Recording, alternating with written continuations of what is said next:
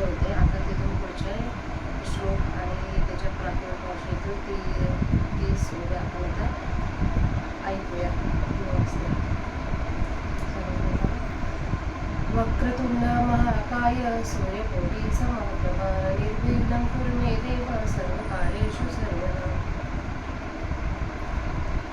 अलंकापुरी पुण्यभूमी पवित्र नाथतो ज्ञानराजा सुपात्रतया आठविता महापुण्यराशी. नमस्कार माझा संत ज्ञानेश्वराशी.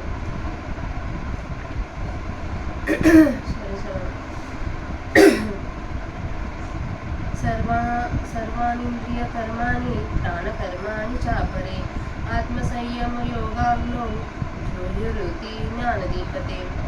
एकीया परिपार्था दोषुक्षाईले सर्वथा आणि काही हृदयाराने म्हणता विवेक केला. तो उपशमये निहेटला धैर्यवरी दाटला गुरुवाक्ये काढिला बळकटपणे. ऐसे समरस मंथन केले तेथे झळकरी काजा आले जे उज्जवीन सहारे ज्ञाना अग्नीचे. पहिला रुद्धिसिद्धीचा संभ्रम तो निर्वोतुनी गेला गुमू. मग प्रगटला सूक्ष्म विस्फुलिंग तया मनाचे मोकळे तेची पेटवण घातले. जे यमदमी हळुवारले आयते होते तेने साधुकपणे ज्वाळा समृद्धा. मग वासनांतर्याची समाहिता स्नेहेसी नानाविधा जाळिलिया. तेतसोह मंत्रे दीक्षिती इंद्रिय कर्माची आहुती. ये ज्ञानानय प्रदिती दिदलिया पाठी प्राणक्रियेचे निसुवेनेशी. पूर्णाहुती पडली हुताशी तेथे अवभृत समरसी सहजे झाले. मग आत्मबोधीचे सुख जे संयमाग्नीचे हुतशेष. तोची पुरोडाशु देख घेतला तिने. एक ऐशिया ही यजनी मुक्त ते झाले त्रिभुवनी. या यज्ञक्रिया तिरियानानी परिप्राप्य ते एक.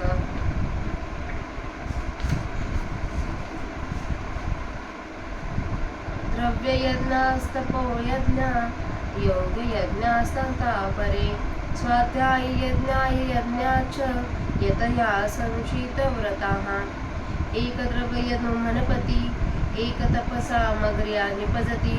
एक योगया गुह्याहाती जे सांगितले. एक शब्दो यजिजे तो वाग्यज्ञो म्हणिजे. ज्ञाने नेय गमिजे तो ज्ञानयज्ञ. हे अर्जुना सकळ गुवाळे जे अनुष्ठिता अति साखळे. परिजितेंद्र यासीचे घडे योग्यता अवशे. ते प्रवीण तेथ भले आणि योग समृद्धी आथिले. म्हणून आपण पातीही केले आत्महवन. अपाने जुरुती प्राणम प्राणे पानम तथा परे. प्राणपानगती रुदध्वा प्राणायाम परायणाः. मग अपाग्नीची मुखी प्राणदैव्य देखी हवन केले एकी अभ्यास योगे. एक पानु प्राणी अर्पती एक दोहितेहि निरुंदती. ते प्राणायामी म्हणतपती अण्णुकुमरा. अपरे नियतहाराः प्राणान् प्राणेषु जुरुती. सर्वप्यते यज्ञविदो यज्ञक्षपितकल्मषाः. एक वज्रयोगक्रमे सर्वहार संयमे. प्राणी प्राणु संभ्रमे हवन करती. ऐसे मोक्ष काम सकळ समस्त हे यजनशील. जिही यज्ञद्वारा मनोमळ क्षाळन केले. जया विद्या जात जाळिता जे उरले निज स्वभावता. जेथ अभियानी होता उरेचेना. जेथ यजितयाचा काम पुरे यज्ञीचे विधान सरे.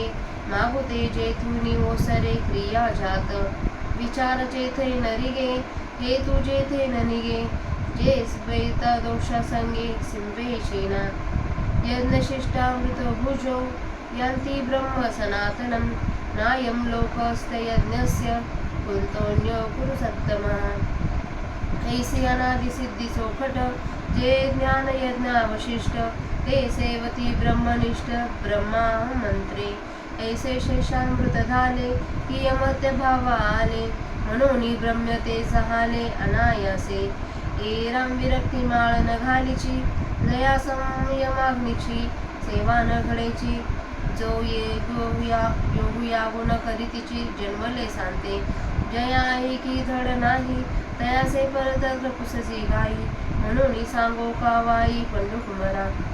एवं बहुविधा यज्ञ विविध ब्रह्मणो मुखे कर्मजान विद्धितान सर्वाणे ज्ञात्वा विमोक्षसे.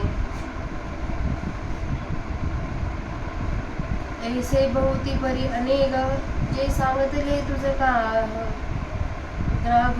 ते विस्तारुनी वेदची चाग म्हणतिले आहाती. परितेन विस्तार काय करावे हेची कर्मसिद्धी जाणावे. ए तुलेनी कर्मबंधू स्वभावे पावेल ना. तर आता आपण श्लोक क्रमांक 32 पर्यंत वाचन केले आहे. आता त्याच्या मराठीत अर्थ वाचते, तुम्ही ऐका. दुसरे कोणी इंद्रियांची सर्व कर्मे आणि प्राण्यांची सर्व कर्मे यांची ज्ञानरूपी अग्नीने प्रदीप्त झालेल्या आत्मसंयम स्वरूपी योगाग्नीमध्ये आहुती देतात. अर्जुना, याप्रमाणे कोणी एक आपल्या सर्व दोषांचे क्षालन करतात. दुसरे कोणी हृदयाची अरणी करून विवेकाचा मंथा करतात. तो मंथा शांतीने बळकट धरतात व वरून सात्विक धैर्याने बळकट धरून गुरुपदेशरूपी जोराने ओढतात. याप्रमाणे समरसतेने मंथन केले म्हणजेच त्याचा ताबडतोब उपयोग होतो. तो हाच की ज्ञानाग्नी प्रकट होतो. पहिल्याने वृद्धिसिद्धीचा मोह हाच कोणी धूर, तो निघून जातो. मग ज्ञानाग्नीची बारीकशी ठिणगी उत्पन्न होते. यमदमांनी आयते वाळवून हलके झालेले मन हेच त्या ज्ञानरूपी ठिणगीला पेटवून घालतात. त्यांच्या सहाय्याने ज्वाला प्रदीप्त होतात. मग त्यात नाना प्रकारच्या वासनारूपी समिधा ममतारूपी तुपासह चालतात. तेथे दीक्षित यज्ञकर्ता पुरुष दीक्षित मी ब्रह्मच आहे या मंत्राने त्या प्रदीप्त अशा ज्ञानाने इंद्रिय कर्मांची आहुती देतो. नंतर प्राणक्रियेच्या सुतृवेने ज्ञानाग्नीमध्ये पूर्ण आहुती दिली म्हणजे ऐक्यबोध होऊन अवमृत स्नान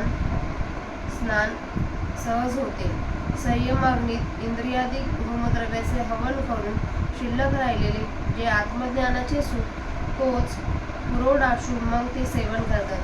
अशा या यज्ञांनी आजपर्यंत या त्रिभुवनात कित्येक मुक्त होऊन गेलेले आहेत.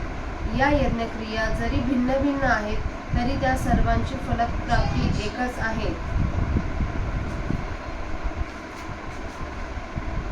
त्याचप्रमाणे द्रव्ययज्ञ, तपोयज्ञ, योगयज्ञ, वाग्यज्ञ व ज्ञानयज्ञ असे 5 प्रकारचे यज्ञ आहेत. तीक्ष्ण व्रते आचरण करणारे यतीस हे यज्ञ करतात. त्यापैकी काहींना द्रव्ययज्ञ अशी संज्ञा आहे.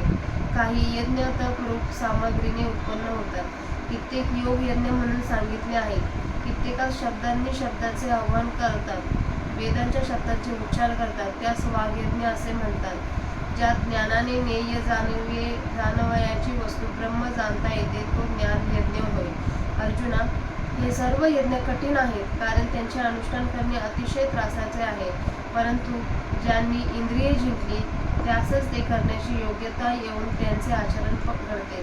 ते त्या कामी चांगले प्रवीण असतात व योग समृद्धीने संपन्न असतात. म्हणून ते आपले आत्मस्वरूपाच्या ठिकाणी जीव बुद्धीचे हवन करतात. दुसरे अपानवायूच्या ठिकाणी प्राणवायूचे हवन करतात म्हणजे पूरक नावाचा प्राणायाम करतात. कोणी प्राणवायूच्या ठिकाणी अपानवायूचे हवन करतात. प्राणायामाच्या ठिकाणी तत्पर असणारे प्राणवायू आणि अपानवायू यांच्या गतींना रोध करून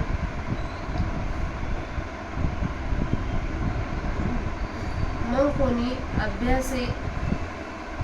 अभ्यासाने अपानरूप अग्नीच्या मुखात प्राणरूप द्रव्याचे हवन करतात. पहा, कित्येक अपानवायू प्राणवायूच्या ठिकाणी अर्पण करतात. दुसरे किती एक प्राण व आपण या दोन्हींचा विरोध करतात. त्यांना अर्जुना प्राणायामी म्हणतात. दुसरे कोणी मिताहारी झालेले प्राणांचे वायूच्या ठिकाणी हवन करतात म्हणजे प्राणपानादी सर्व वायूंना स्वाधीन ठेवतात.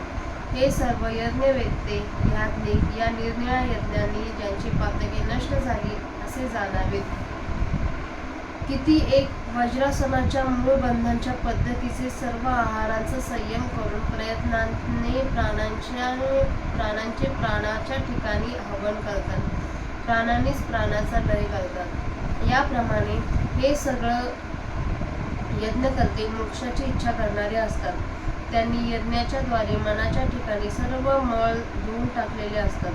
त्यांनी सर्व अज्ञान जाळून टाकल्यामुळे जे स्वरूप सहजच बाकी शिल्लक राहते, जेथे ज्या स्वरूपाज्ञाच्या ठिकाणी अग्नी व यज्ञकर्ता हे भेद उरतच नाही, जेथे यज्ञकर्त्याच्या सर्व इच्छा पुऱ्या होतात व यज्ञक्रिया संपते व जेथून विचाराचा प्रवेश जेथून क्रिया मात्र मागे परतून नाहीशा होतात, जेथे विचाराचा प्रवेश होत नाही, जेथे कोणताही तर्क चालत नाही, जे द्वैत दोषाच्या संपर्काने लिप्त होत नाही, या यज्ञांचे अवशिष्ट जे अमृतरूपी फल ब्रह्म ते भोगणारे शाश्वत ब्रह्मपदाला प्राप्त होतात.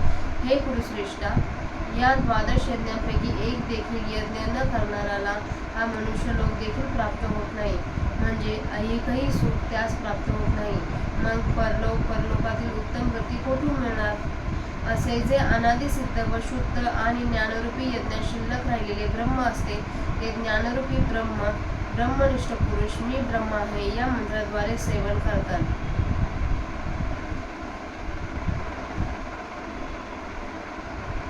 याप्रमाणे यज्ञातील शेषरूपी अमृताने ते तृप्त होतात किंवा अमर स्थितीस प्राप्त होतात, म्हणजे ते सहजच ब्रह्मत्व पावतात. जन्माला येऊन ज्यांना संयमरूप अग्नीची सेवा घडत नाही व योग यज्ञ यांच्या हातून मुळीच होत नाही, त्या इतर लोकांना विरक्ती माळ घालत नाही. ज्यांचे ऐहिक नीट नाही त्याच्या परलोकाची गोष्ट कशाला विचारतोस? म्हणून अर्जुना, ही गोष्ट व्यर्थ कशाला सांगू? याप्रमाणे पुष्कळ प्रकारच्या यज्ञांच्या वेदातून विस्तार झाला आहे. हे सर्व यज्ञ कर्मापासून होणारे आहेत असे जाणल्याने तू मुक्त होशील.